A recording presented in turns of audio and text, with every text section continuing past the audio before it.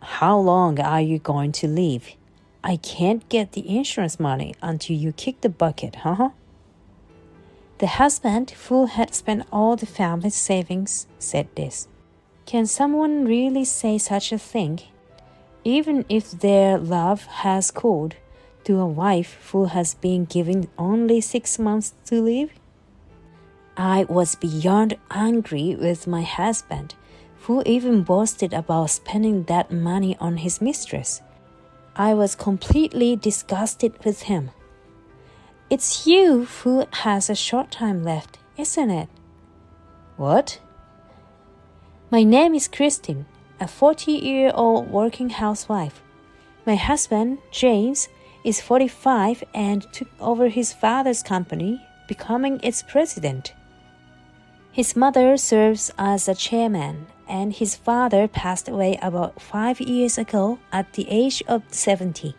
He had an internal organ disorder, and the doctors said he had lived longer than expected. After his death, the company was taken over by his mother, who is now 75. But she is still energetic and effectively runs the company. The reason I know so much about my husband's company is that I worked there as an office worker. I used to work in fashion design until I was 38. I've always loved fashion, and it's not an exaggeration to say I worked hard to dress beautifully. Makeup, clothes, bags, women can shine with all these things. That's why I wanted to create clothes that can make any woman shine. I worked hard with that in mind. But I am also a woman. It would be a lie to say I didn't want to get married. It was tough considering my age, but I knew I couldn't change my single status without doing anything. So I decided to participate in matchmaking to find a husband. That's where I met my husband. He was kind and well-mannered, and I fell for his personality. So after a year of dating, we got married. But I didn't know he was a president until he had been dating for half a year. People tend to approach me just because I am a president. That's why I kept quiet during the matchmaking. But I couldn't find the right time to tell you. Christine, I'm sorry for telling you so late. My husband wasn't trying to deceive me, and his line due to his position was unavoidable. Rather, his sincerity in apologizing made me fall for him even more, and I decided to marry him. However, as soon as we got married, he showed his true colors. While we were dating, he used to say, "Let's both keep working hard. Christine, I want you to do the job you love." But a few months into our marriage, he changed his tune. How long are you going to work? You were supposed to help out with the office work at my company, weren't you? Everything is ready arranged with my mother, so hurry up. He practically forced me to quit my job. I had no choice but to quit my job because if I didn't, he would become uncontrollable and violent. To settle things peacefully, quitting was the only option for me. Besides, I like my mother-in-law. She is a solid worker yet always well-dressed and can be best described as a lady of elegance.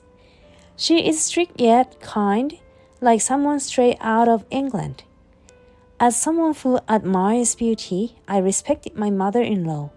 Plus, I lost my parents early on. I didn't want to upset my mother-in-law, even if she was only related by marriage. My husband is tyrannical, and in our house, it's taken for granted that I do all the housework. He seriously believes that a wife should serve her husband. Seeing his mother, I can't understand how he could think that way. If I'm even slightly negligent with housework, he berates me. "Don't neglect that housework, you idiot. Housework is a woman's job, and you can't even do that? You're beyond stupid. You're useless. Every day, my husband verbally abuses me at will. And it's not just me he berates. He sees his mother as an enemy. I wish that old hag would just drop dead. My husband wants to be the top at his company, but he can't achieve that because of my mother-in-law. It seems he views her presence as an obstacle. I'm sick of hearing him say such awful things every day. Honestly, I regret marrying him, but it was my own haste that was to blame. Still, the thought of severing ties with my mother-in-law was honestly unpleasant. But even with such a despicable man, I had resolved to stay married to him as long as my mother-in-law was around. However, in our second year of marriage, my husband started coming home extremely late. At first, he said it was due to overtime or meetings, but it was excessively late even for that. I became suspicious of my husband's clearly unusual behavior when he would come home late at night and head straight to the bath. When I checked his smartphone while he was bathing, as I suspected, he was having an affair. Moreover, the other woman appeared to be a young woman in her 20s working at the bar. I was able to find out where she worked from the information on his phone and pondered what to do next. I thought I could divorce him at this point, but doing so could mean losing my job and becoming a complete stranger to my mother-in-law. My mother-in-law is truly kind. Initially, my husband intended not to pay me for my work, assuming it was okay since I was family, but my mother-in-law sternly corrected him. Listen, Kristen is working in our house as a bride. It's shameful to make her work without pay despite that. My mother-in-law lectured my husband impressively.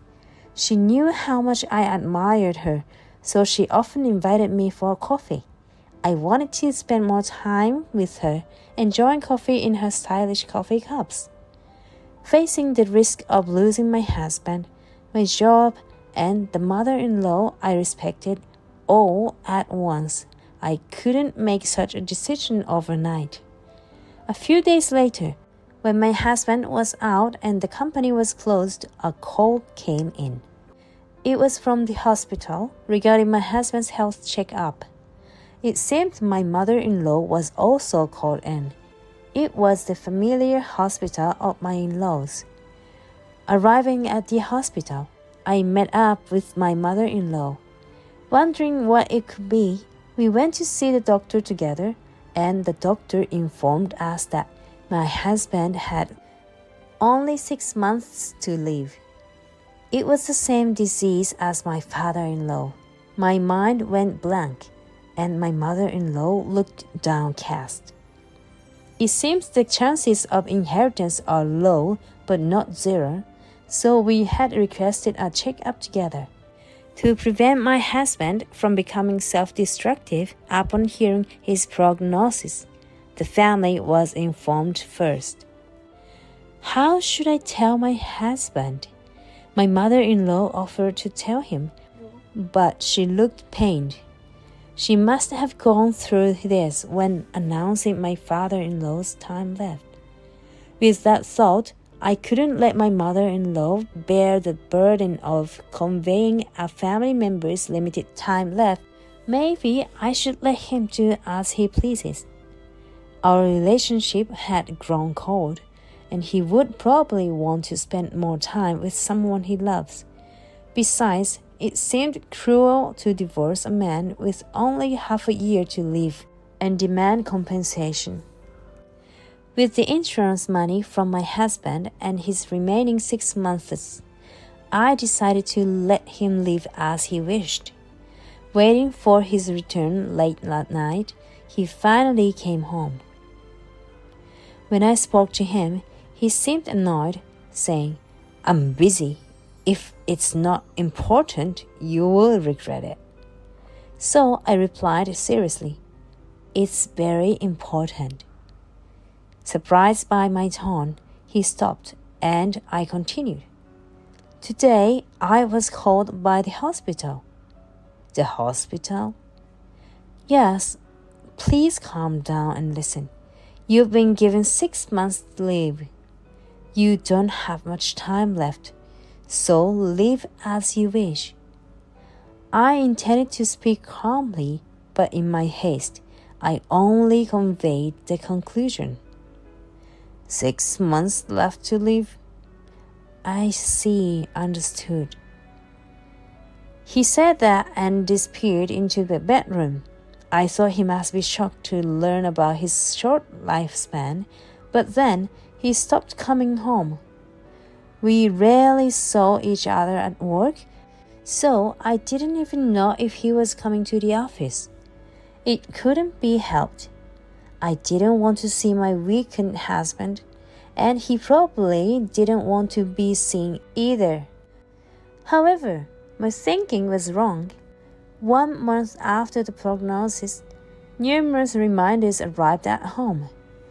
They were for utilities like gas, water, and electricity. Shocked, I checked the bank account for automatic withdrawals, and it was at 0. This account was in my husband's name. Thinking it impossible, I checked the saving bank and a flex deposit, only to find them all cancelled or emptied. Even with a prognosis of only 6 months to live, this was going too far. I called my husband and screamed, "Where did you put all our savings?" Then he replied, "I spent it all on her." "Huh? You have life insurance anyway, huh?" "What?" I was shocked and lost for words. During that time, my husband revealed everything. He brought her a car and said that marrying me was the biggest thing on his life. He rented. "I never thought you'd get a terminal diagnosis. I was right to get life insurance on you. Die soon, will you?" He said that and hung up the phone. He thought I was the one who had been given a terminal diagnosis and justified his spending because I didn't have long to live. The thought that I had decided to let him live his remaining life as he pleased made me want to kick myself. At that moment, I resolved to take revenge on my husband. Later, I went to my mother-in-law and told her everything. "I can't tolerate this anymore. I don't mind if I go to hell, and I'm prepared to be resented by you, mother-in-law. But still, I will take revenge on that man." My mother-in-law listened silently and then deeply bowed her head. "As his mother, I apologize to you. There's no way I could resent you." "But he's your only son, isn't he?" I thought it was natural for her to resent me for taking revenge on her son. "No, I have no right to resent you. I raised him to be like Dad. Your anger and hatred justified. And you have the right to take revenge." Mother-in-law said she wanted him to live the rest of his life peacefully as he had less than 6 months to live. But knowing that he thought I had a terminal diagnosis and even wished for my early death, she couldn't consider him her son anymore. "But I hope you will reconsider the divorce. If you do that, I can't be your mother anymore."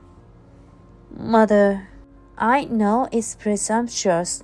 I'm just a lonely old lady, but I hope you will continue to think of me as your mother." Her words made me want to cry. She assured me that she would spare no effort to make him pay for what he did. Things moved quickly from there. My husband thought I had no money left, but with my mother-in-law's support, I could hire a private detective and a lawyer. I wasn't sure how much compensation I could get from a dying husband, but they assured me they could arrange the divorce. Based on the evidence from the private detective, I first called the mistress. It seemed my husband had moved in with the mistress, but I told her, "Come along to the specified location. If you tell my husband or don't come along, I will take legal action." I hung up knowing full well I couldn't take any legal action, but she showed up alone at the cafe. "Are you his wife? You're just as terrible as James said. This is a threat. Struggling because he's about to die?" The mistress was a 29-year-old woman.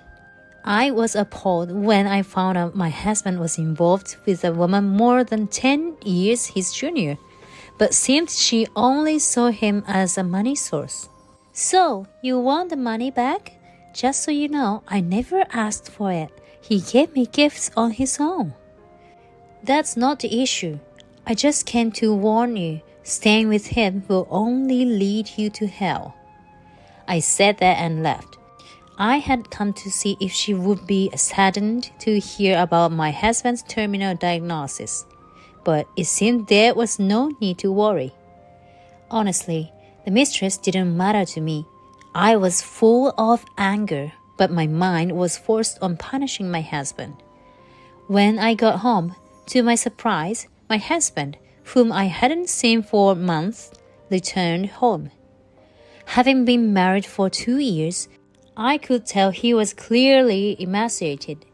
Well, he always overdid it with alcohol and cigarettes, shortening his own life. Furious, my husband yelled, "Why aren't you dead yet? You were diagnosed with a terminal illness, and you dare to threaten my Cindy, you harlot." He was ranting and raving, out of breath, spitting saliva, and looked far from healthy. It had been 3 months since his terminal diagnosis. There wasn't much time left until his end. "Die? I can't. I'm healthy." "Huh? Don't tell me you lied about having a terminal illness." "No, I haven't lied. The one with the terminal illness is you, remember?" "Huh?" My husband seemed unable to grasp the situation, standing there with his mouth open, then started laughing derisively. "So, you've finally lost your mind, huh? You were always crazy. You better get in your coffin before you get any crazier. Looks like you'll be heading to the grave soon anyway." He didn't listen at all and kept insisting that I shouldn't mess with his mistress. I was just appalled and couldn't even argue. However, the next day, I received a call that my husband had collapsed and was taken to the hospital by ambulance.